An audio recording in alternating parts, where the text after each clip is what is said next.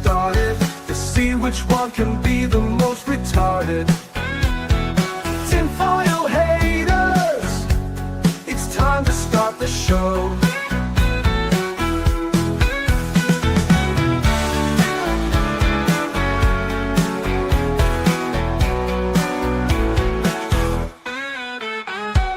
Tinfoil haters, it's time to start the show.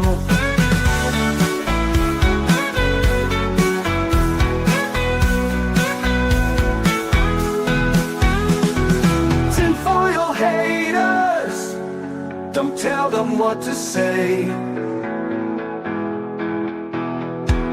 Tinfoil haters are here to save the day. Sammy are about to get started to see which one can be the most retarded.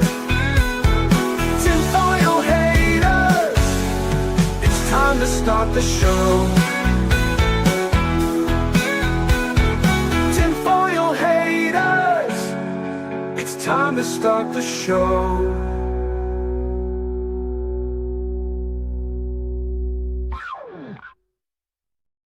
Welcome to Tinfoil Haters. How are all you vital idols doing? We didn't do it last week. Well, we sort of did. Me and Cindy did this weird little Tinfoil Haters analog horror mashup, and it was a great time. But we're back with a Tinfoil Haters episode proper. And what can I tell you? It is 4th of July week, Independence Day week. And what better to celebrate Independence Day than shitting on the fucking Russians? That's right. Fuck the USSR. Fuck those commie bastards. We're going to have a good time, but I can't do it alone. That's why I got my partner in crime, Sammy 3P. Tell the people who you are, what you do, the whole nine. Sammy 3P, and I'm a Detroit-based musician, but I also do shit on the interwebs. And I don't know, go to my channel and like it. That's what I hear. Cindy, what about you? I'm so excited to have you on this one because, well, frankly, you'll be able to follow this one. It's a very straightforward story. I'm excited for a show I can follow. But hey there, cuties. Happy to see all of y'all. Happy Tuesday. Happy America Week. Let's go.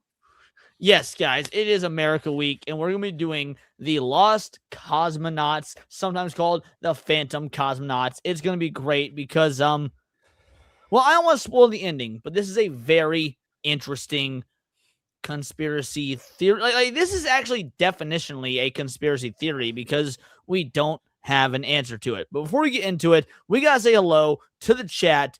So shout out to everybody. We got Jack SG2 is here, Book of Grudges, Kocho Dragon, Clip 420, Mr. Melancholy up in this bitch, that darn otaku, see bro is here. Shout out to Seabrew. Thank you so much. Philip Morgan. We got Dex and the Rubber Mod in the whole damn land. He and I will be doing some Disney karaoke tunes later tonight on AJ's channel. Yes, today is Abomination AJ's birthday. I will be there as well.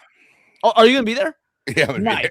Yeah. When we in the show, we'll be writing into him. I'll be absent for a minute because I'll be taking the kiddo to go get dinner. It is Chick-fil-A night. And then I will be hopping on. We're going to do... What song are you doing? I'm thinking about doing Be Prepared. Okay, thank God. Okay, so we're both doing liking songs. I just want to make sure you weren't sitting my song because I actually plan on doing Just Can't Wait to Be King. Or what's the Hercules song? I don't care as long as it's not Just Can't Wait to Be King because it's my fucking song. Okay, anyway, I don't have the range for that.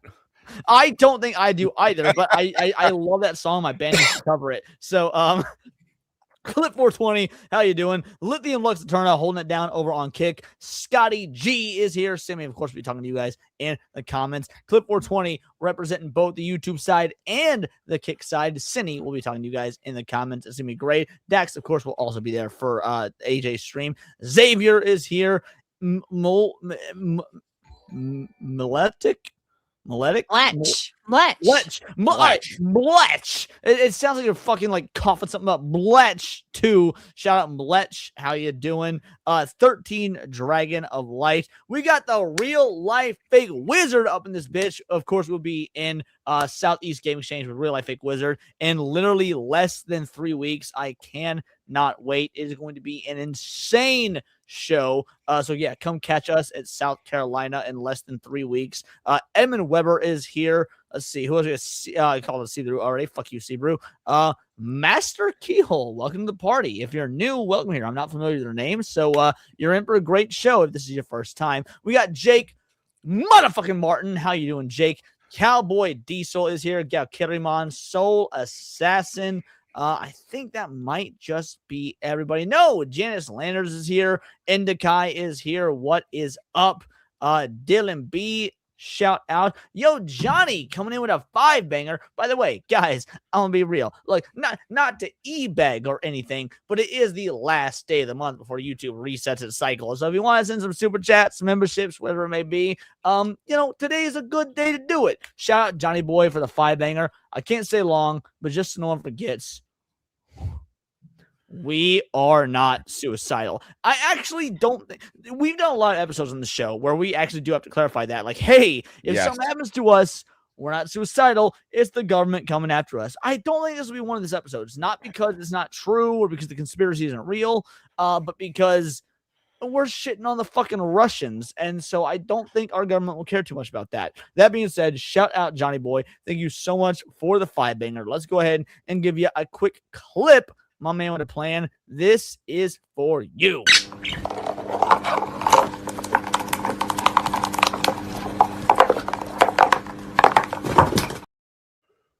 Because remember, birds aren't real. What is up, Hypnotic? How you doing, homie? I appreciate you. Lenny Coon is here. JW up in this bitch. Did I call it the True Aztec Warrior? We'll do it again. The True Aztec Warrior. We got Sexy Sonia up in this bitch. How you doing, Sonia? Appreciate you. Who else we got? I think that might... Oh, Sal the Hamster is here. I haven't seen him in Sal. Hope you're doing good. And Edmund Weber becoming a member all on his own. Homie, I hope you join the Discord. The link is in the community tab of my YouTube page. Shout out. Thank you so much. Become a member. Join the Discord. You are a legend. This is for you. And a friendly reminder, fuck you, Leon. And then Jake motherfucking Martin comes in with 5 additional words of paradise gifties. Jake, what would I do without you? You are a gentleman, a scholar, a father, and an absolute fucking legend. This is for you. You racist motherfuckers. I didn't know how to bring you back. Look at this nigga's face. Look at his face. Look at his fucking face. Fuck you, dude.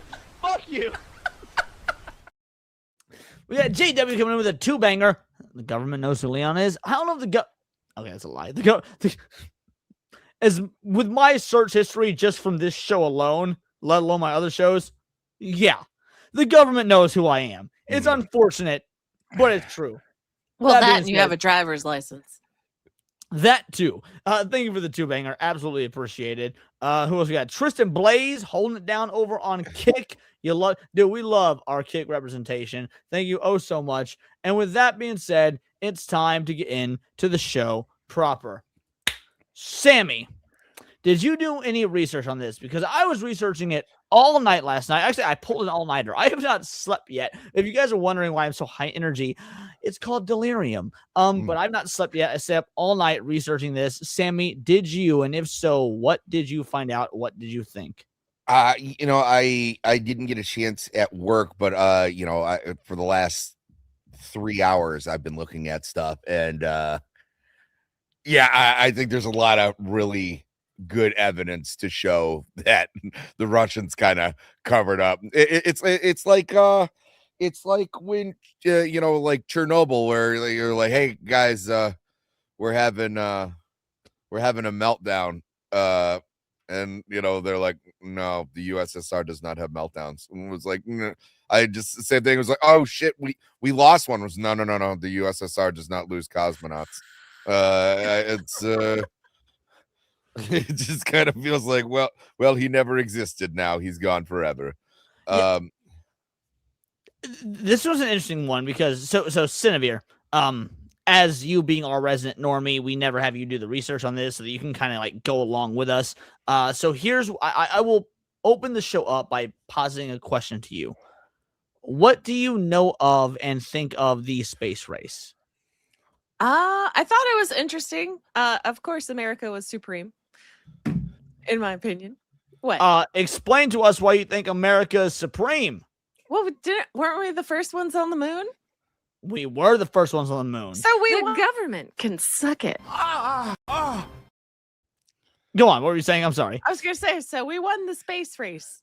We did win the space race. Yo, shout out Asset Warrior. Thank you for the $1 due.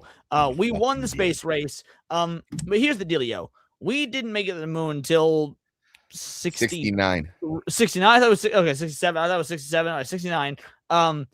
Here's the dealio. Obviously, the space race was against the USSR. They actually beat us to a vast majority of the think of the moon as the finish line, right? They beat us to just about everything save for the moon. And that was where we finally got ahead, got first. And if you think of it like the tortoise and the hare, we were the tortoise. They were ahead the whole time. Then we came from behind, not too dissimilar from Atreus and his male lovers. And we made it to the moon first. So that being said, there has been conspiracy theories for a very long time that as far back as 1959, not 69, but 59, the USSR actually did in fact do manned missions to space, and they didn't end super well. Before we get into the actual, I don't want to say facts because this is a very odd story. Before we get into the debate about this episode, what do both you, Cindy, and Sammy think could be, plausible in this story? Do you think the Russians sacrificed their own people to try and beat us? Do you think this is a hoax? What are you thinking? Oh, No, I mean, we know for a fact that they sent monkeys and dogs up there, which is terrible. Just think about poor Pupper just floating out in space because they couldn't bring him back. But you don't even think about the black man. That's sad. I never think about black men. About what? The monkey. Oh, no, we're actual. I know some people make that up, but no, Sing us a song, you're the colored man. There we go. That's Sammy's legacy on Starting Hypnosis. Shout out Scene. Thank you, member for 9 months. Says bosoms. I imagine he can only be referring to you, Senavier. But thank you so much, Scene. Anyway, continue, Sammy. I forgot about that. It was like, oh yeah, all only black people are allowed to play harmonicas. I forgot. Like, it's not like I'm a musician or anything. Yeah, but so one of the main things I saw is they started in like 59, okay, because the Yuri what is it, Gagarin, the first guy in fucking space, Yuri. Yeah, that's one thing the USSR did beat us to. The first man to do a complete orbit of the Earth was Yuri. Last name starts with a G, and it's something super fucking Russian. Yes, but there supposedly were individuals before him. It just only makes sense that there would only be individuals before that. You don't just be able to fucking do that without screwing up. Times. Yuri Gagarin. We'll say Gagarin. I don't know if that's correct, but Gagarin. That's the way that Jake motherfucking Martin spelled it as well. Cindy, what about you? With your, I assume, limited knowledge, but if you want to just break out the history of the Gulag Archipelago and prove me wrong, you can let me know. But with your, what I assume is limited knowledge of the USSR, what do you think of the idea that they actually put cosmonauts into space, they died, and then just refused to tell us about anything, and so we don't really know about them? I wish I could just flex right here and just drop a ton of knowledge, but like no, I basically know that they did do the whole sending animals up into space, Sputnik, stuff like that, but that's like the end of my knowledge. Well, then let's go over some of these things. First, we're going to start. Let me, of course, first adjust our. Well, hold on. I also want to think because go for it. Are like sneaky like this. So there's certain things where people would be like, well, what about this flight? And they would be like, well, technically these were high altitude parachute tests, and that will come up. Yes. You know what I mean? So it's hard to kind of like make your way through like these like verbal quagmire, because it's just semantics, really. It was like, did you put a guy in space and it didn't end well, or was this actually like an equipment test leading to that? So I mean, yeah, we'll I'm sure we'll get to it. So this is from War History Online. This was published in 2023. Lost Cosmonauts, the supposed victims of the Soviet Union's space endeavors. And before we get into it, shout out to the late plug of Muddy Waters for a true banger. Cindy is a shower, not a knower. Oh my God. Well done, Muddy Waters. Well done. Nice. During the 1960s, rumors circulated that the Soviet Union had been sending people to space long before they announced their first successful launch. Experiments frequently occurred within the USSR and the United States. Each fought for space first. The former tendency to keep things secret allowed for theories to thrive. Lost cosmonauts became a huge concern, with many believing the USSR had launched them into space without a way of returning to Earth. Which, can we just say, first of all, has anyone here ever seen the movie Love? No. It is one of the most beautiful and terrifying movies of all time. Nothing to do with this. I just want to suck this movie's dick for a moment because almost no one's ever seen it because it was a very limited release back in like 2012 or something. It's about an individual astronaut who gets sent to the International Space Station on a one-man mission. And while he's up there, the apocalypse happens on Earth. And it's his struggle to maintain sanity, basically being the last person alive and being stuck on the International Space Station. Okay, that's sweet. Really want to see that. It is a phenomenal fucking movie. I highly recommend it. I would imagine most people in the chat, if not anyone in the chat, has never even heard of the movie. It's called Love, because the idea is like love for the human race and whatnot, and him being the last human. Highly recommend it. It is incredible. But that's not what we're talking about today. Just, this reminded me of that. The space race led to rumors about the USSR's lost cosmonauts. The space race between the US and the Soviet Union lasted for 2 decades. Both were fighting for dominance in space, giving them the highest of high grounds in any future conflicts. In the end, the USSR that first put a satellite into orbit and the first to send a man into the cosmos, which was that. What was his name, Sammy? Yuri G. Well, yeah, Yuri G. We're related to Kenny G. Yuri Gagarin. The Soviets handled the publicity around their space missions differently than the U.S. Unlike the latter, which made every NASA endeavor public knowledge, the USSR practiced secrecy around their own efforts. Unfortunately for the Soviet space program, not everything can be kept a secret. During the 1970s, it was revealed that, in their attempt to hide any and all space-related failures, the Soviets had commissioned artists to airbrush certain cosmonauts out of photographs. They also had these individuals removed from the historical record. It was these actions that led skeptics to believe that some larger cover-up was afoot. So let's the Russians are really big with airbrushing people out of photos, man. Like, yeah, I mean, but let's stop for a moment and talk about that. Like, okay, so here's the deal. There is conflicting reports on whether these lost cosmonauts are real or not. There's a lot of individuals that say this is a flat out, if not hoax, at least just like pro-U.S. propaganda. Yeah, the USSR campaign was so bad, they just let their cosmonauts like wisp off into space.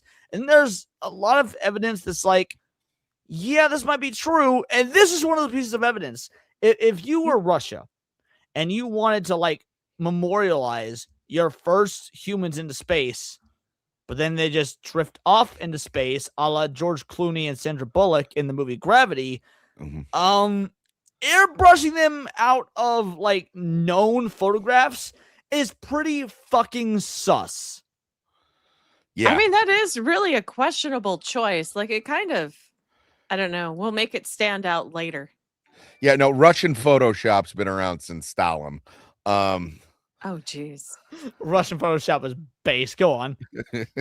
No, it goes against their main argument, saying that it's a U.S. misinformation campaign to try and defame the USSR. It was like, okay, well, why you scrubbing people out of photos and shit? Like, not only are you scrubbing people out of photos, But because it's not photos, they had these people painted first, so they didn't even take pictures of them. They had them painted because they didn't want to take photos, and then they had them airbrushed out afterwards. So you spent the money in the 1950s for a fucking painter when you could have taken photos.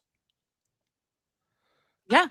That's weird. Can we all, like, whether this is true or not, because I don't know, and we will maybe have an answer or maybe not by the end of the episode, but can we not admit that's fucking weird?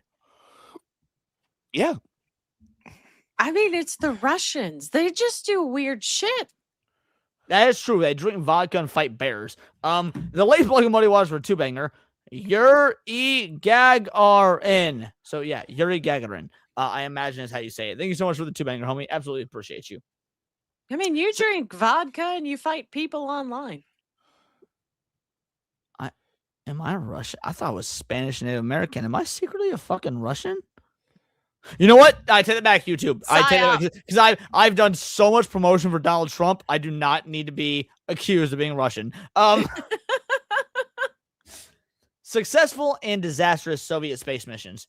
Not all Soviet space missions were shrouded in secrecy. Many were highly publicized. The most famous was the launch of the first human being into space on April 12th, 1961. Cosmonaut Yuri Gagarin orbited the Earth for an hour and 48 minutes before landing back down in Sartov Oblast. There were several other successful and disastrous missions before and after Gagarin's history-making journey. On October 4th, 1957, so 40 years earlier, the USSR launched the world's first satellite in space, Sputnik 1. Just over 3 years later, the Nedelin disaster occurred. A prototype Soviet R-16 intercontinental ballistic missile, an ICBM, was being prepared for a test flight when its second stage engine accidentally ignited. The incident resulted in the death of nearly 100 individuals. Now, they say individuals, but they're Russians, so they're not people, so it doesn't matter. On April 23rd, 1967, Vladimir Komarov volunteered to take part in a space mission he knew full well was unsafe to spare the life of Gagarin, who was his best friend. I'll be real, that's a fucking friend right there. Mm-hmm. Shout out JW for the two banger. Welcome, Comrade Leon. Dude, Sammy, I'm friends with both of you. I love you both to death. I would do so much for y'all. But if you told me, yo, Leon, I need to get on this rocket ship, and I know it's gonna go the way of the Challenger. Can you take my place? My response would be, fuck you guys. Have fun. I have a kid. Like, yeah. Dude, the balls on this motherfucker to be like, I don't want my best friend to die. I know this spacecraft is unsafe. I'm going to get on it anyway. Dude, Russians are fucking built different, bro. Yeah, that's what I said. If I knew it was going to be that way, I wouldn't even ask. We were like, hey, you looking forward to going into space? I'd be like, yeah, man. What were you going to say, Cindy? I think it's a product of the time, though, too. It's like people were a lot closer than they are right now. Like, I'm pretty sure these guys kind of grew up together, so they had a really big bond. So, I don't know. I think it's just product of the time kind of thing. He gave me last bread slice. He's brother. Yes. There were several issues with the spacecraft, with the worst being a malfunctioning parachute release, which caused Komarov to plummet to Earth. He subsequently became the first man to die in space flight. Homie literally bit the bullet to become the first ever space death. Yeah, dude. That's the one thing. I was like, I don't really care how I go, but I don't want a disease that they name after me, and I don't want to be the first. Yeah, the first of anything. Like, I don't care if it's something miraculous, like, oh, the first dude to die banging 8 Victoria's Secret supermodels. I don't want it. You know, like they were like, oh, dude, did you hear about Mike? He got 3-peated. And you're like, oh no, shit, really? No. He got 3-peated.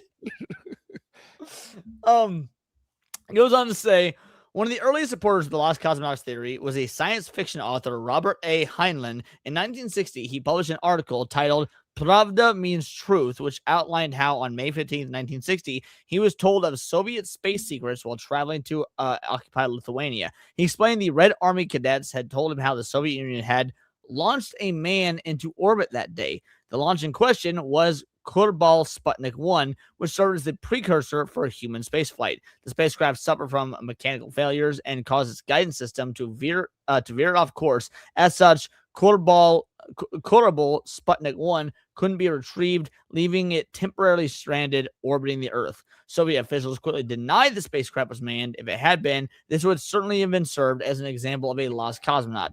However, the man operating it was a mannequin nicknamed Ivan Ivanovich and was placed inside the spacecraft wearing a fully functional spacesuit. As well as it turns out, pieces of the spacecraft did re-enter Earth's atmosphere, just at separate times. Now, real quick, shout out to Scene for the two-banger Russian.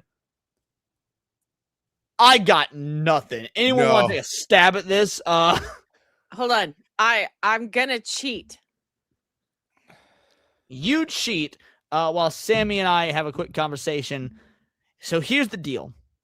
Do I mostly believe it was probably a Russian mannequin? Oh, that's Yes. not Russian. What? I thought that might be Russian. I was gonna translate it, but it This doesn't is translate. Russian. At least No, it doesn't translate. Okay, see, you're gonna have to clear some shit up for us, man. I'm just saying that's a lot. 90% of me is sure it was just a mannequin, truly. But there is that. Oh, Photoshop, Russian Photoshop. All right, well done, Scene. Photoshop, baby. Well done. That was a good use of your two banger. Oh shit. Okay. That because was you said Ah. Russian. well done. Oh, all right. Yeah, that was clever. So 90% of me is sure this was just a mannequin that they lovingly didn't name Ivan Ivanovich or whatnot. That being said, he is sent up into space in the satellite in full gear, full cosmonaut suiting. He is specifically made to mimic the height, weight, center of gravity, center mass, the whole nine of your average male human. That is a lot of money, time, and effort for something that's not real, just to put up in a satellite. A satellite that, by the way, didn't actually even succeed in orbiting Earth. I do think it's at least possible that this is just Russian state media covering up a potential lost cosmonaut. But I want to hear your guys' thoughts. Yeah, I totally think this is a false flag, right? Like I was like, no, it was only Mannequin. His name was Mannequin Skywalker.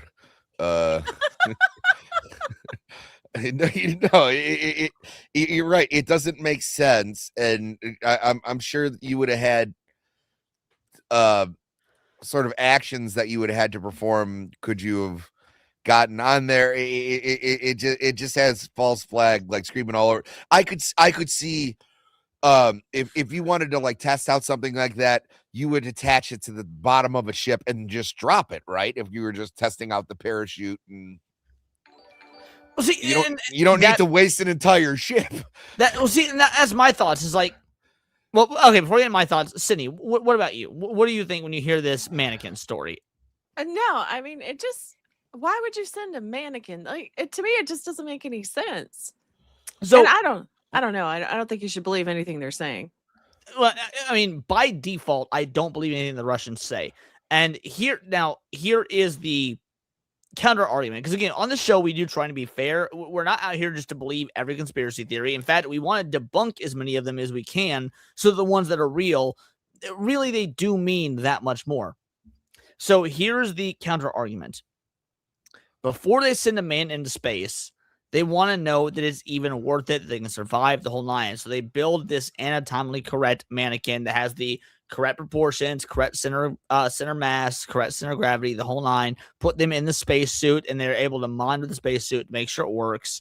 That way they know they're not wasting all the technology and funds later on when they do send actual men into space. And you know what? I do get that argument. In fact, I think that's likely true. Like I said, I actually 90% do believe it was a mannequin.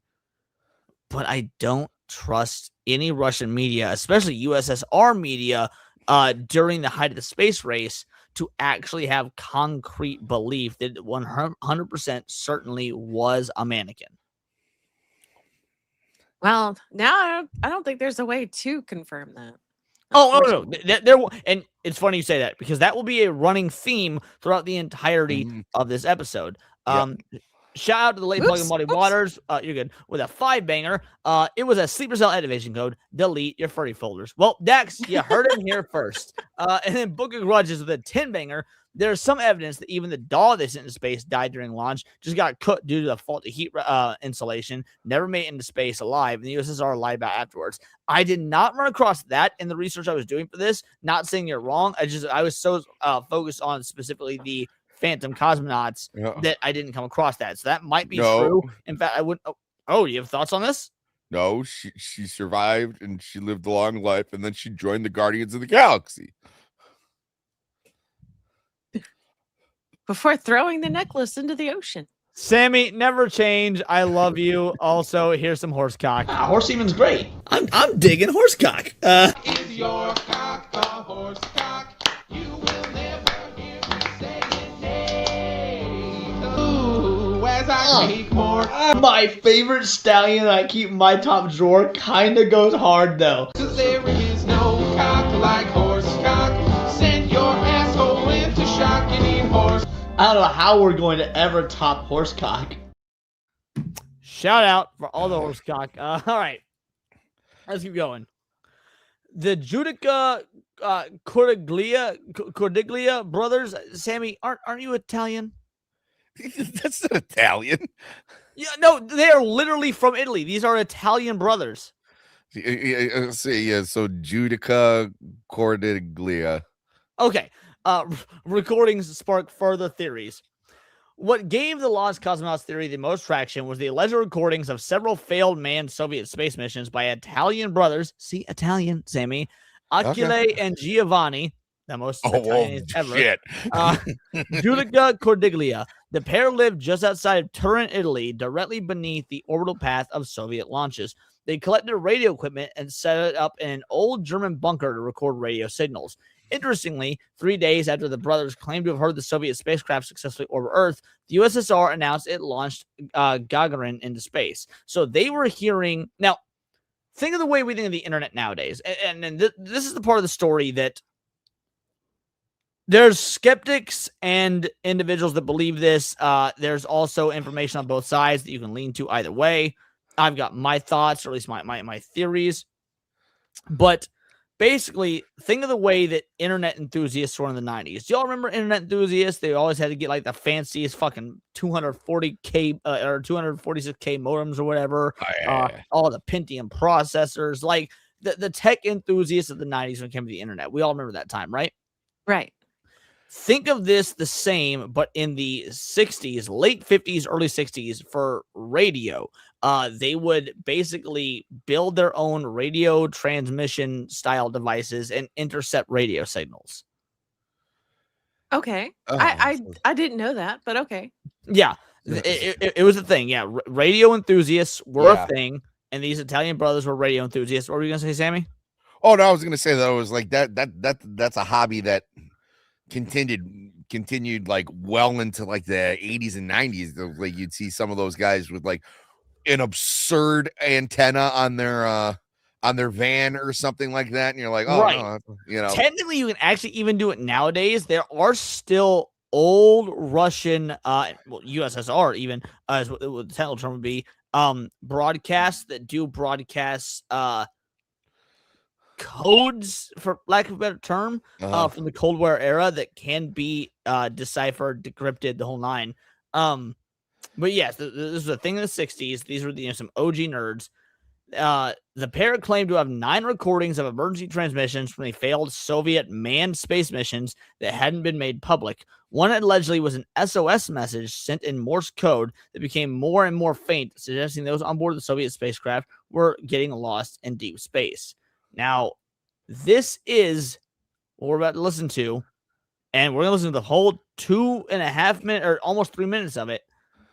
This is said transmission that they claim to have intercepted. And, we'll discuss afterwards. Let's just listen to the transmission.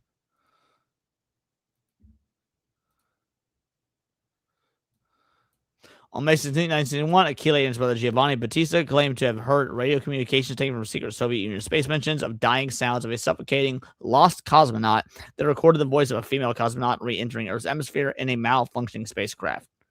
And this is her voice.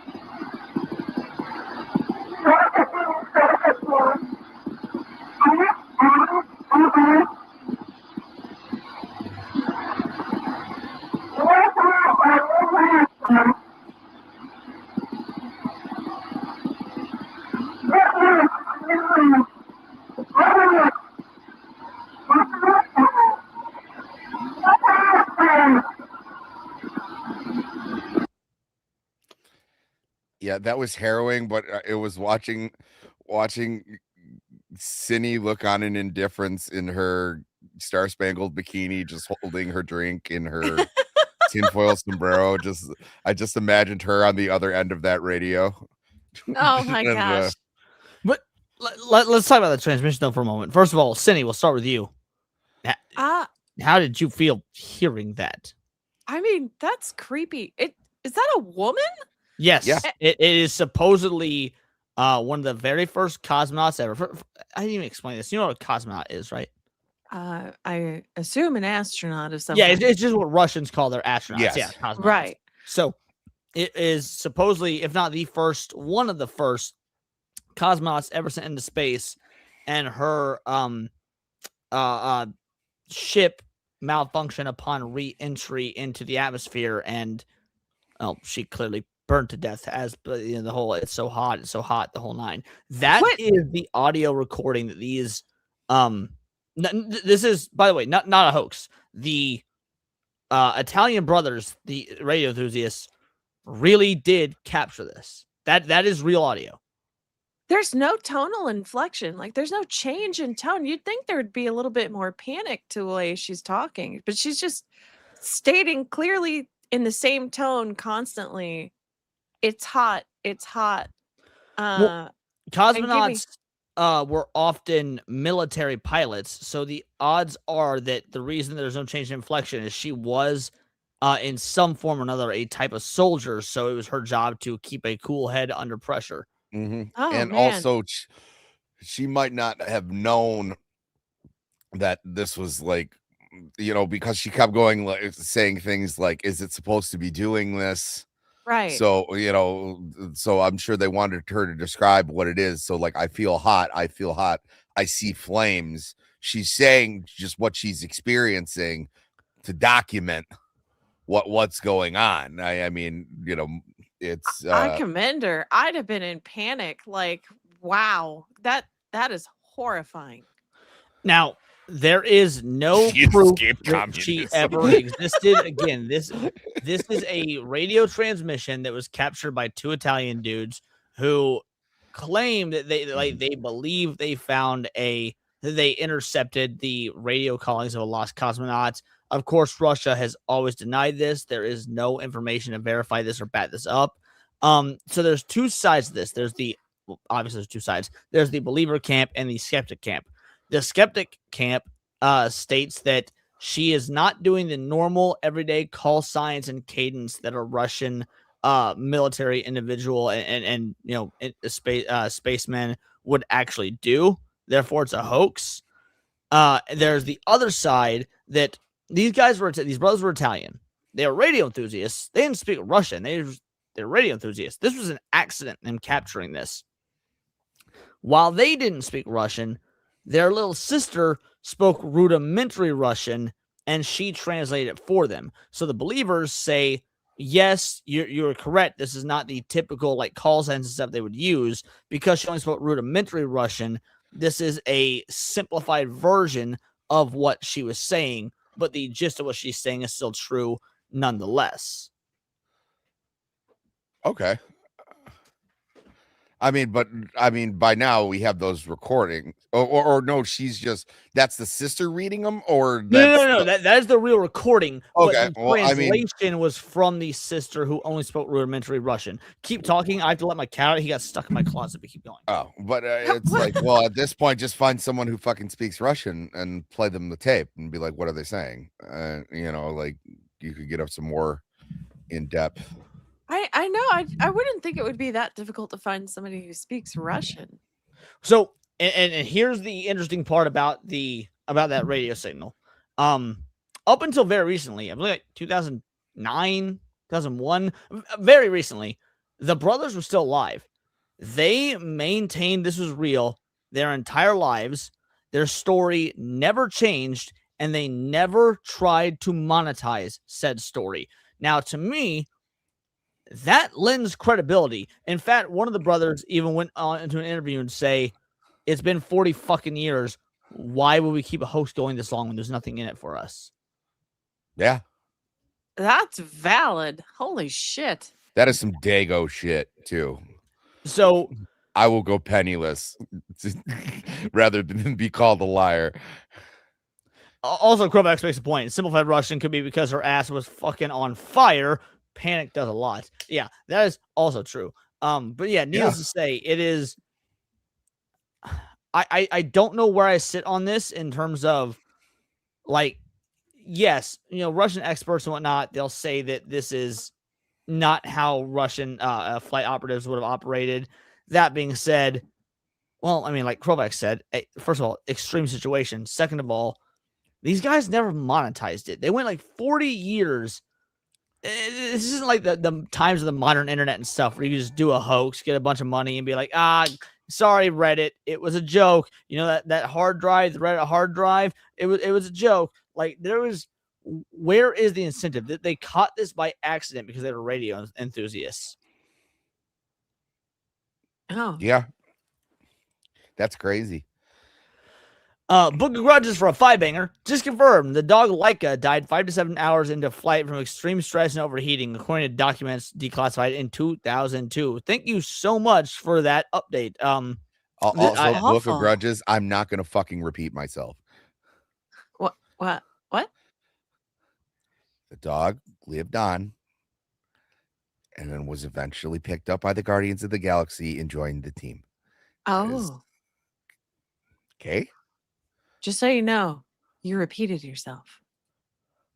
No, I said it differently. I paraphrased myself. Kind of glad he did, because I won't lie, I didn't actually hear him the first time. So, nothing bad ever happens to dogs ever. Now, we're not gonna actually read this article because it covers a lot of the same stuff we already covered. But I did want to point out the History Channel put out an article in 2015, so nearly 10 years earlier than the one we previously read through, stating pretty much all the same stuff. Now, say what you want about the History Channel. They do a lot of like ancient aliens and whatnot. If you read through this article, which I did to prep for the show, it's very middle of the road. It doesn't say it's fake. It doesn't say it's real. It just says, here is what is reported. So I just find it interesting that when you do Google the story about the Phantom Cosmonauts or the Lost Cosmonauts, this is one of the first things that pop up.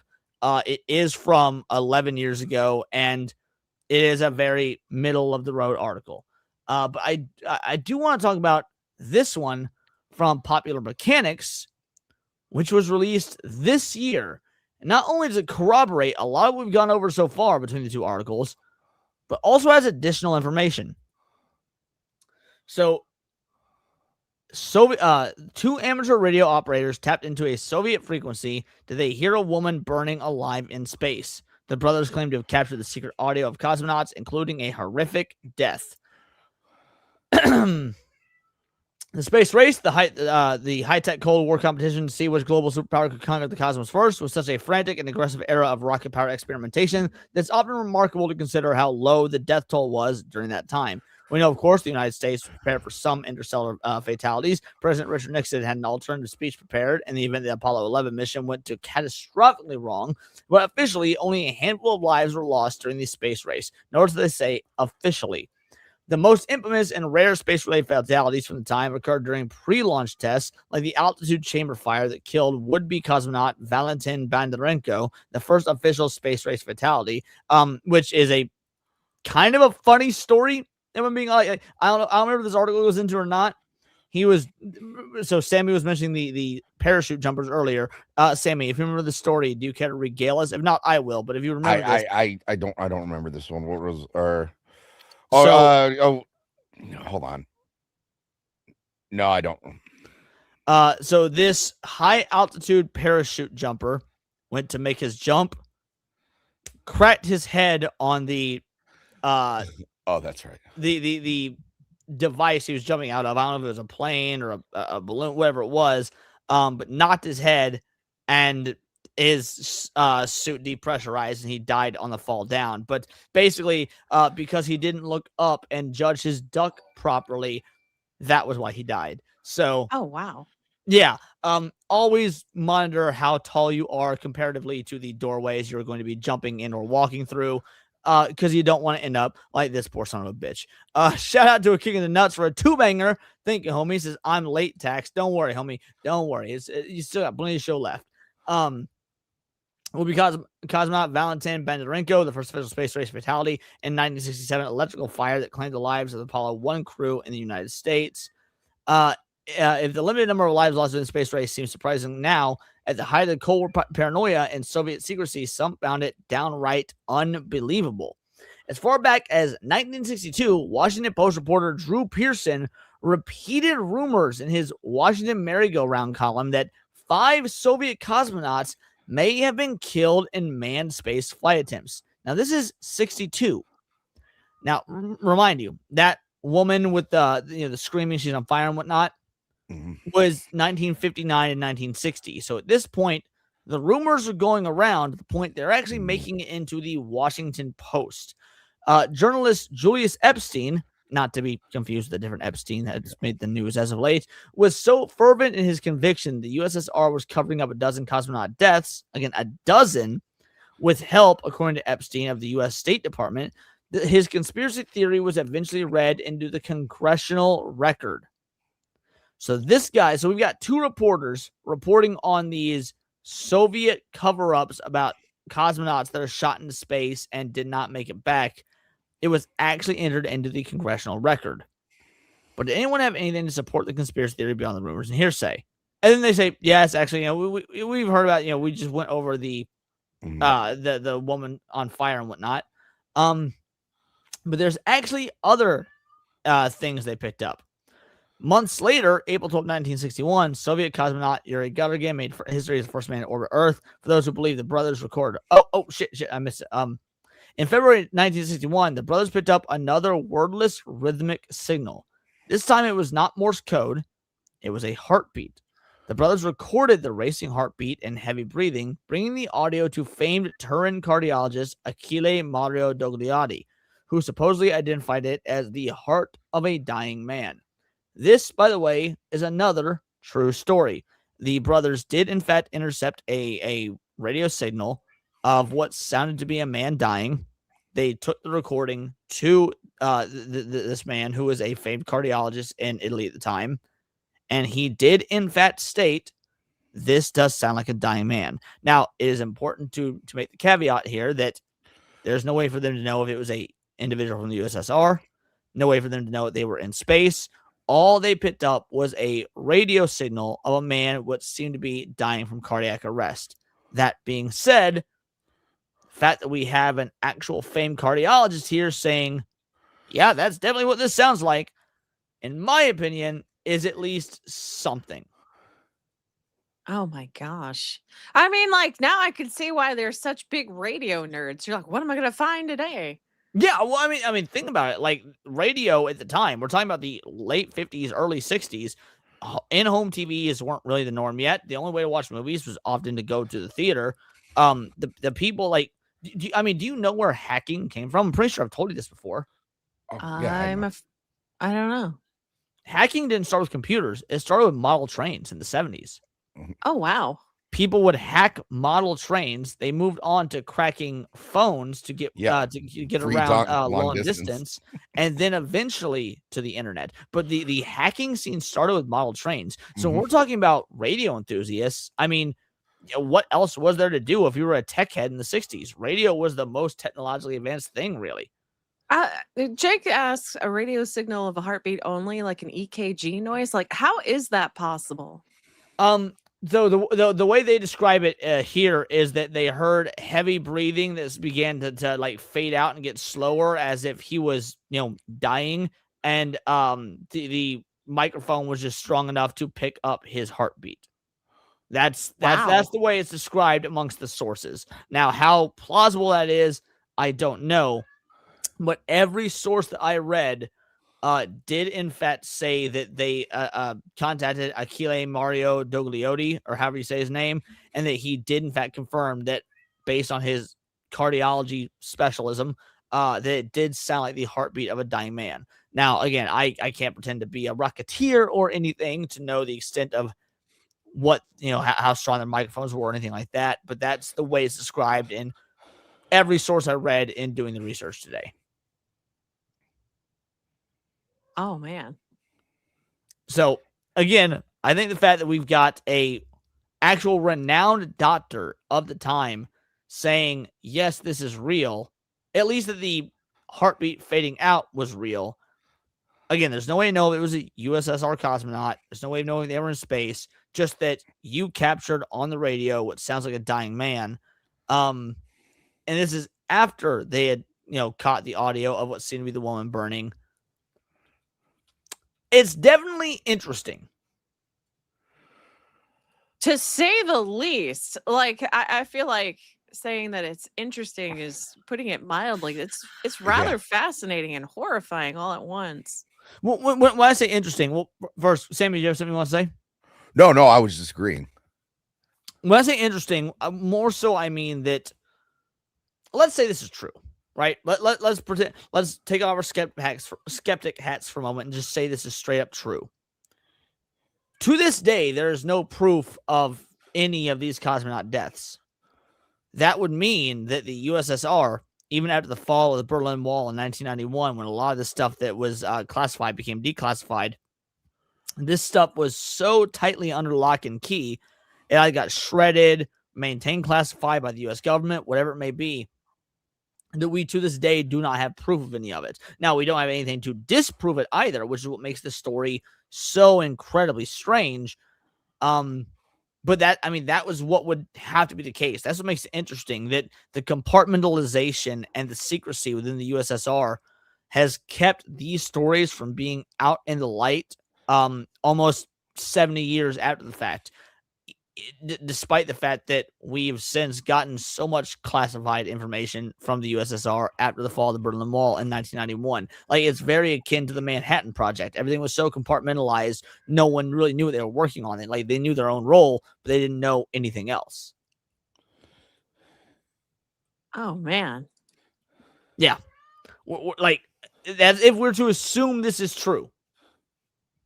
And I don't know why we wouldn't. I mean, I actually think there's grounds for assuming that this is true, because I mean, think about Russia now. What was Vladimir Putin famous for doing? Riding a bear. Attacking Ukraine? I mean, those are both true, but that's not what I was thinking. I have no idea.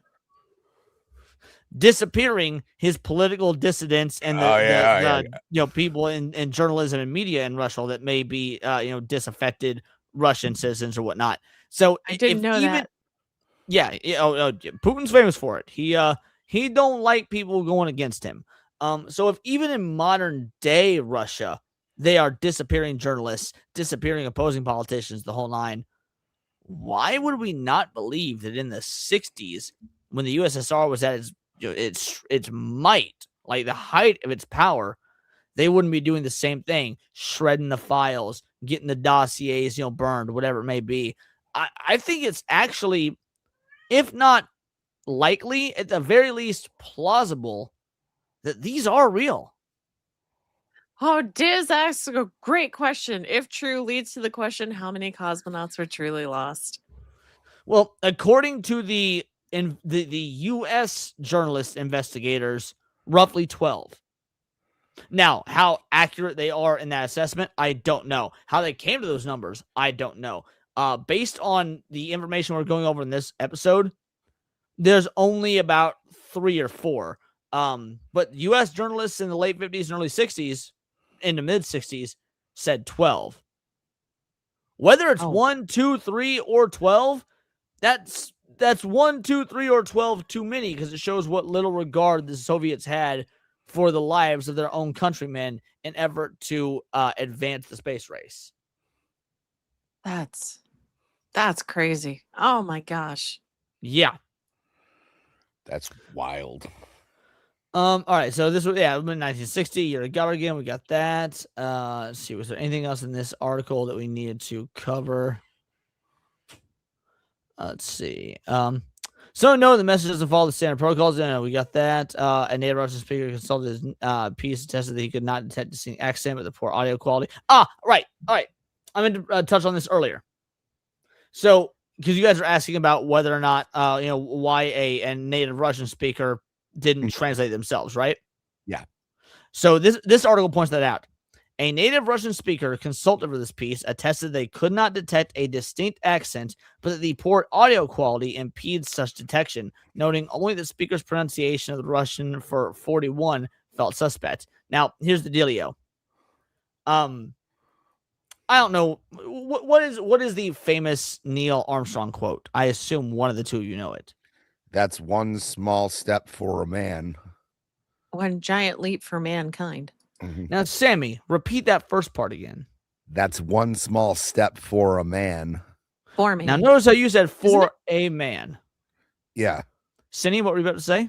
I thought it was for man, not for a And man. there you go. So the thing is, it actually is for a man, but due to the technological limitations at the time, the one small step for a man, got lost in transmission. And so when it was broadcast to everybody, whenever they heard it, it came out as one small step for man, one giant leap for mankind. But Armstrong has said repeatedly in interviews, he said, no, I said one small step for a man, singular, but the A was lost in transmission. So when they talk here about like how audio's choppy, can't really hear a dialect, some of the pronunciation suspect. That's a really good point, dude. If the most famous spacewalk quote of all time, one small step for man, one giant leap for mankind, was accidentally mistranslated due to technological aspects, why would this hypothetically be any different, especially since this was nearly a decade earlier?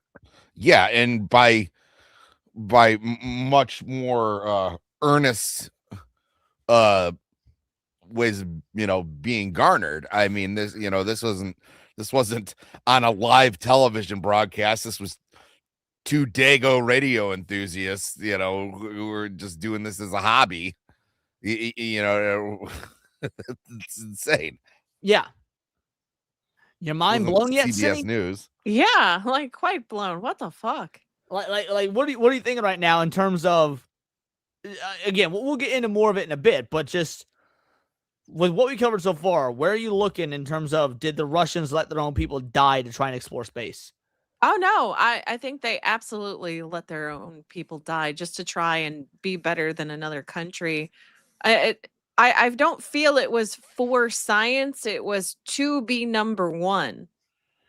I agree completely. Like, even if the Russian cosmonaut deaths and whatnot aren't true, I would still agree that that is the case. It was not a, oh, this is a scientific endeavor. It was, we need to beat America. Well, yeah, no, Yeah. if there was a scientific and if there were scientific endeavors, there was also potential military superiority that could have been gained by getting control over the spaceways. So like, there was an advantage. So you didn't want anybody to know that you're failing. It's just like when your quarterback gets hurt, like, Right. it was like you keep that shit on the wraps until it's game time, because you don't need them studying up on your backup, and you don't need them going in, getting a big head going like, well, their main guy's out. That's just strategy, but also, yeah, they're very prideful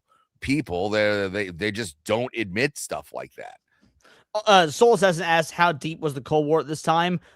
This is right before or right after, because the Cuban Missile Crisis was 62. October of 62, I believe. So Yeah. this is either right before or right after. I don't remember which, but it is right around the same time frame as the Cuban Missile Crisis. Now, in terms of the military application aspect, here's the interesting thing about the space race and getting the moon particularly. After making it to the whole reason that both countries wanted to make it to the moon was for military superiority. You could place weapons on the moon. You could flex that, you've got the technology to make it to the moon. So of course they could dunk on your country with their military might, whatever it may be. Once we made it to the moon, and I want to remind you guys, this is of course the 60s.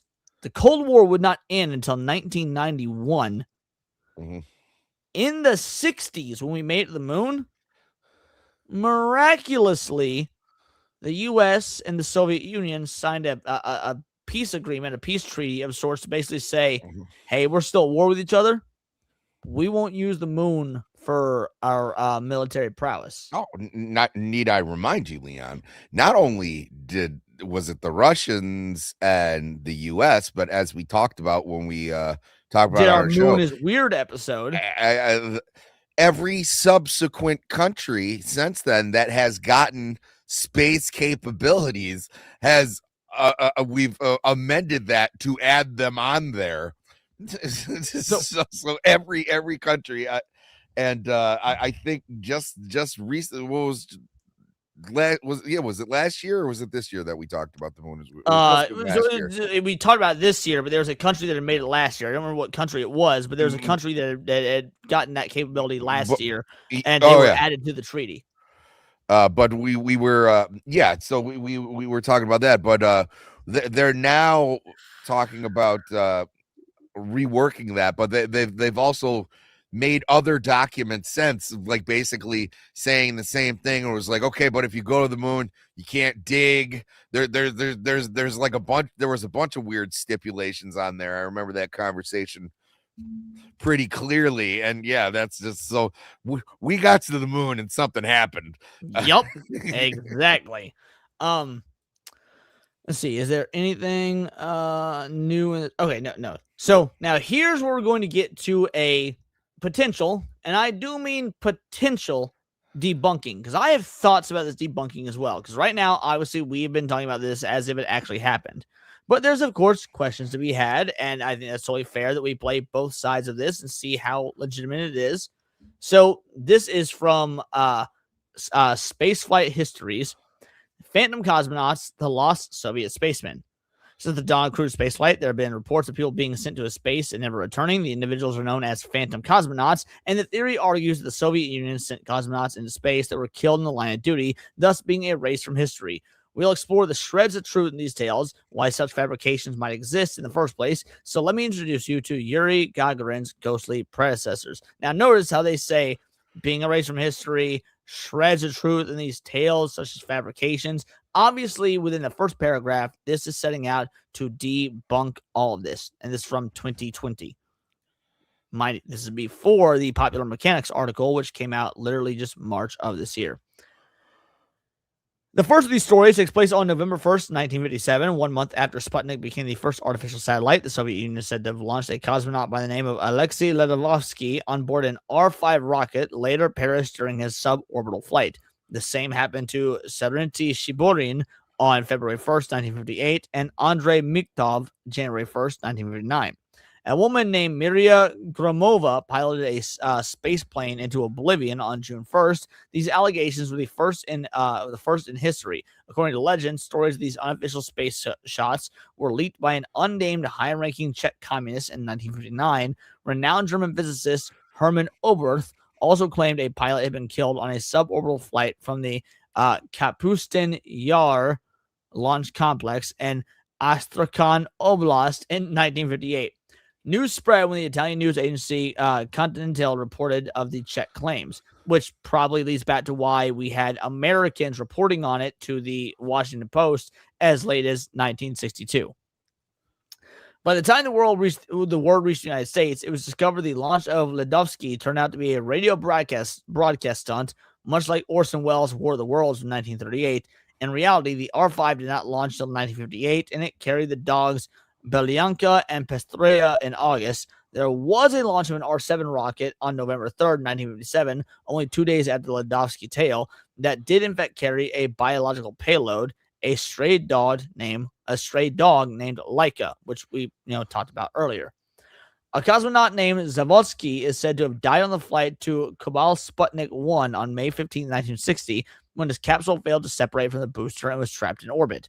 Rather than perform a retrofire, the guidance system oriented the spacecraft incorrectly, and it was instead inserted into a higher orbit. The story materialized from a Moscow newspaper that showed a picture of someone named Zadovsky testing high-altitude flight equipment. The Associated Press concluded that he was a cosmonaut in training, and his name eventually appeared on a list of deceased cosmonauts. Kerbal Sputnik 1 did launch May 15, 1960, and the spacecraft did fail to separate from the booster, but there was no person on board. Now let's stop for a moment. There was so basically everything up to this point about the Sputnik 1 is true, save for no person on board. Who's telling us no one was on board? Cindy, let's start with you. I don't know. I like the Russians, but they Bingo. The ones... Yeah. The Russians. Yeah. Yeah, you Now, got it. Sammy, do you take curiosity with that? Yeah, I do. I take umbrage with this. Like, Is it maybe because we were in the midst of the Cold War and the USSR controlled the entire media apparatus, and knowing that they sent their cosmonauts up to effectively fucking die would be a massive embarrassment and loss in the space race? So of fucking course they would not acknowledge it? and probably a huge human rights violation. There's also that, as if the USSR fucking cared about that. But yes, it's not great press, and what the USSR hates the most is bad press. Okay, and it's very easy to not have bad press when you control the press. So, look, I'm not saying this indefinitely happened. This absolutely happened. What I am saying is we've got names at this point. Like, this article goes out to list names and says, yeah, but nothing happened. However, the debunking article, funnily enough, is the first one to have names, and its explanation is, yeah, but it was actually unmanned. Okay. Yeah, Matt gets it. Please. Source is I made it the fuck up. Yeah. No, Matt says we investigated ourselves and found no fault. Exactly. Right. Like, I don't actually even know, but I can't just take you at your fucking word. You're the goddamn communists. And goes on to say, one of Zadovsky's associates, Colonel Pyotr Dolgov, was killed in 1962 during a high-altitude parachute jump, which, we talked about that earlier. Now, here's the interesting part. Russian space historian Yaroslav Golovanov, who researched the allegations in the 80s, suggested that somewhere along the line, photos and testimonies detailing equipment testing the high altitude experiments were twisted and exaggerated into a story about space flight. So we have a Russian historian saying none of this is true. We got mixed up in our fucking wording because of, this the parachuting stuff and high altitude stuff was different than the space stuff. Again, yeah, maybe. But you're a Russian historian. Why would I trust you? No kidding. Oh, wow. What a dumb thing to say. I'm not even saying it's not true, but I don't know because state-controlled media. I mean, am I fucking crazy here? No, I'm just speechless as you are, man. Yeah, no, true communism has never been tried. It's all. Book of Grudges for a 5-banger. Cinny, how could you wear that tinfoil hat of a foreign nation? Replace it with tinfoil cowboy hat. Hail to the flag. Yes. I'm working on it right now. Hail to the flag indeed. In fact, the government can suck it. Thank you, Book of Grudges. Sorry, what were you about to say, Sammy? Make it a Patriot hat. Make it like a continental. Oh, like the Paul Revere hat? Yeah. Too bad by next tinfoil haters it will be after the 4th of July. But yes, I do love the sentiment. Oh, dang. That sucks. Yeah. Think about that. But yeah, no, look, man. There really isn't a whole lot more to cover in terms of the Russian cosmonauts. That's more or less the gist of it. But this is why the story is one of those. I love episodes where we can debunk shit. I love episodes where we can prove shit. I hate episodes where I don't know. And while it would be very easy to be like, the Russians said it wasn't true, so it must be true.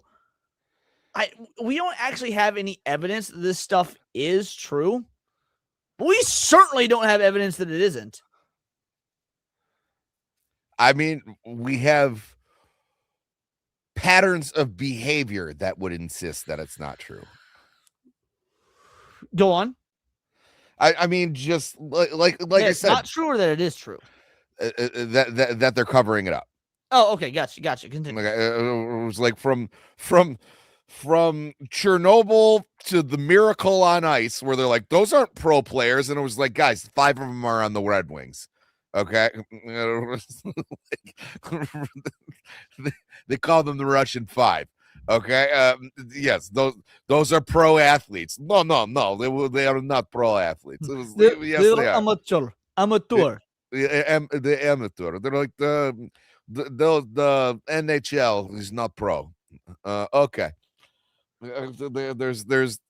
They cover stuff up. They airbrush people out of things. It's just, it was called the Iron Curtain for a reason. I'm so glad you brought that up.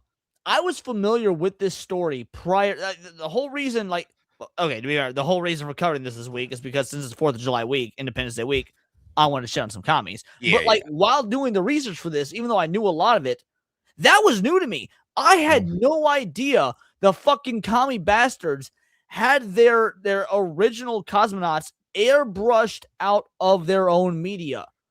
I mean, is that not fucking sus? Yeah, you know what? I'm not gonna lie. I've known bits and pieces of this my whole life. It's just something that I believed for years. It was just like, oh, you mean Russia did some shady shit? Sure. It's really, I really didn't have to think more than a minute about it. Cindy, this is all new to you. And first of all, was I correct? Were you able to follow this one pretty? Yes, I was able to follow this one, and you managed to creep me out. So, well, good, because I'm going to creep you out a little bit more when we do the final segments of the show. But what are your thoughts on all this thus far? Where do you sit on real, not real, maybe in between? Your thoughts on how this could have gone down? Just after hearing all of this, including the debunking portion, what do you think, I guess, for lack of a better term? Oh no, definitely they they were throwing people up in space that they did not believe were going to come back. And then they were like, no, we're going to learn something from this. We don't know what yet, but we got it. Don't worry. And it feels disgusting. I don't know. I believe they were actually just putting people in space for the hell of it at some points. Like they didn't like this person. So you know what? They're in space now. Yeah, it was like, oh, you talk bad to the government. Congratulations, you're in space program. You want to be cosmonaut? not really. You will be cosmonaut. You will be. But I kind of agree with Cindy. I kind of don't like. I don't think they were just throwing people up there like willy nilly. But I also don't think they gave a fuck about potential casualties because, and that's look. At the end of the day, like, do we have proof this happened? Again, no.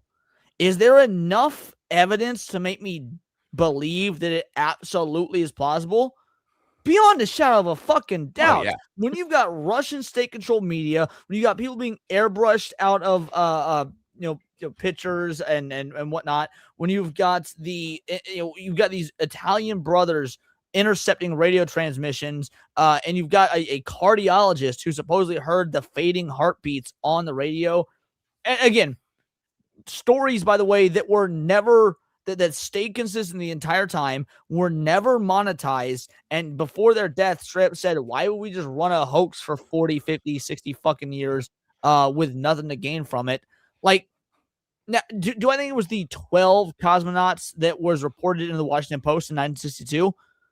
No, but even if it was 2, and I can at least believe that, like, can you think of something scarier? Well, it was Cindy first, then Sammy, and then you're on just this idea. Can you think of something scarier than being one of the very first people, if not the very first person, period, in the history of the human race? Every human that's ever come before and come after, you're the very first, or at least amongst the first, to go into space and due to faulty technology, lack of care from your government, a mix of the two, you just float off into the endless void until you die of starvation, thirst, madness at the event horizon, whatever. It's probably going to be oxygen. Yeah, oxygen deprivation because you use up all your oxygen in those pods. Like, I cannot. It's the reason I've never watched the Sandra Bullock George Clooney film Gravity. That I do. Oh yeah, dude, the movie's heavy. Yeah, I can't watch it. I haven't seen it either. I saw it in theaters and like I did not like it. And they did it like correct too, like all the stuff, like there's no sound in space, so it was like things would like go haywire and then they would cut back to the ship and it's just like completely silent. You're just like, ooh, I don't like this. Yeah, and you know what even the worst part is? It was like then after this happens, your government erases any record that it happened, so you don't even get to go down as a hero. That's pioneer. That's what I meant to bring up. Sorry, continue. My bad. Like some of those early divers who got the bends and stuff like that. There's at least records of them going down and enlisting and going down. That's funny, Mr. Tech Rat. Sorry, continue, Sammy. It was like on this, they're like, you got one Russian scientist looking at the others like, well, he's gone to whatever. What did we learn? Well, and he's gone. He's just gone. So, but I mean, so again, the Soviet Union. Yes, I love you too, Kat. He is so needy right now. Aw, he got locked in the closet. You set him free. Yeah. It was like being sent into space and then coming home. You are absolutely a Peter Schilling. Peter Schilling, one that did the song. Oh my God, Sammy, help me out. Earth below. The song about the guy that gets lost in space because his rocket fucks up and he drifts off. Major Tom? Major Tom, thank you. Yes, my own little Major Tom here. Thank you. I was Major Tom Cat. Major Tomcat. Yes. Well done, Cinny. But no. Meow control to meow Tom. So communism falls in 1991. The Berlin Wall falls. I mean, if you were the Russian government, the USSR, the Soviets, whatever you want to say, pre or post USSR, pre or post communism, like your entire goal for the space race is obviously to win the race. So if you were to put your best foot forward, so to speak, you're going to erase any and all sense of failure. Because one of the biggest marks against this that skeptics use is that nobody has come out to this day to blow the whistle. No diaries have been found. No first-person corroborations have been acknowledged. That being said, I feel like these skeptics are looking at it from a very American lens. If you were going to blow the whistle or try and corroborate stuff or whatnot, they would just fucking kill you. This is Russia in the 60s. And also, when the USSR fell, do you know how many documents and shit they burned? And just that was the other thing I was gonna say. Is like, yeah, we got a lot of classified documents. We did. How much did we not get? Yeah. No kidding. Like, they have such casual disregard for their people. It's crazy. Casual enough disregard to just let them float in the endless void of fucking space.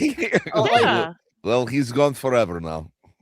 Like, I can't in good conscience find any reason to not believe. Again, I can't say it is debunked or true, but I can't find any reason not to believe that it is at least likely. I agree. Like I would say more than likely. It was like, as a matter of fact, I'm gonna believe it until you prove to me that it didn't happen. And normally it's supposed to be the other way around, like innocent until proven guilty. Like, hey, the burden of proof is on you. You need to show me evidence. You need to show me proof. But when it comes to Russia in the 60s, I'm right there with you. Actually, I'm more likely to believe it did happen until you show me otherwise. Yes. Cindy? Yeah, no, I feel the same way. I need more proof that it didn't happen because I'm already convinced it absolutely did. And they probably have even more than what the U.S. was speculating. I agree. Uh-huh. And honestly, with that, I think we've reached the end of the episode. I don't have any more to say on this unless you guys do. No, that's great. Not for me. All I righty. just think it was great. Oh my gosh, thank you for this one. I told you. Horrifying. Did I not message you at like 9 this morning being like, please tell me your computer's fixed because today's going to be a fucking doozy? Yeah. I messaged Sammy like 6 a.m. I stayed up all night researching. Yeah. I was playing Expedition 33 until like 4 in the morning. I was like, all right, I should probably work on 10 full of haters. Next thing I know, it's like 9 in the morning. I was like, holy fuck, this is a rabbit hole. What the shit? Like, it all started. I wanted to shit on the Russians because it's the 4th of July weekend. But yeah, this was great. This was amazing. Let's do some outros. Cinny, tell people who you are, what you do, the whole nine. I'm gonna get a raid going. We're probably gonna raid AJ because it's his birthday. Cinny, go for it. Well, guys, I'm Cinevere. I like to talk about anime, gaming, and on the occasion, a little bit of horror. And today was horrifying, but I will be streaming on my own channel later tonight at 11:50 p.m. CST. Because speaking of space, I'm going to be playing Dead Space 2 Dead today. Space. Yeah. Spice. Yeah. Right. Speaking of space, I'm gonna be playing Spice. Sorry, go on. Do you have anything else to say, Cindy? No, that's it for me. I screwed up my own outro, but come join me. I'm looking forward to it. It's gonna be In spooky. space. Yeah, in space. Fucking Sin Curry over here. And I'm gonna have Sammy. some chips with some mango salsa. Sammy, tell people who you are, what you do, what you got coming up, the whole fucking nine. Sammy 3-Pete. Guy Staggerly is currently in the studio. We are working on our album All She Wrote. I don't know when it's gonna be out. I'm hoping it'll be out by October. And then nothing much else this week. I'll be on a couple other people's streams, but as for Cave Cast. I ain't doing Cave Cast on America Day. That's my boy. Yeah, and let's face it, I'm gonna be too hungover to do the news on Sunday. So let's just Party hard, sing harder. yes, and it's gonna be glorious. But you'll find me on other people's shows. I know we're talking about Logan's Run on Roman's channel on Thursday, which is a wild old sci-fi movie. And then no lights, camera, citation for Friday either, because I'm going to a 4th of July pre-party. So and then I got my Ben Drankin So basically, shirt on. Sammy's long-windedly saying he got fucking nothing, but follow his band. Yeah, Yes. it's a better way to put it. Guys, as for me, videos and streams nearly every day. We will not be doing the lunch hour tomorrow, though, because much like Sammy, like it's the first of the month. Gotta take my grandma to a doctor's appointment. I'm taking the first of the month off. I rarely do that, but I know Hypno does it, and I was like, you know what? I'm gonna follow in Hypno's footsteps, so I'm gonna take tomorrow off.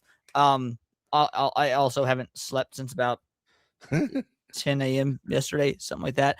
Been a crazy last like 36 hours. That being said, you can find me on New Black Street on Friday. We're going to be doing our Independence Day celebration and a banner stream in Neon Leon. The lunch hour will be back this coming Thursday, so no stream tomorrow. Maybe a video. We'll see. Haven't decided yet. If you have not checked out today's video, make sure to do so. Asmongold got a lot of stuff right about wokeness, but he did not get the origin point correct. So it is, frankly, about an hour of me correcting him and arguing in chat. It is fantastic. Guys, thank you so much for the donos. It is the end of the month.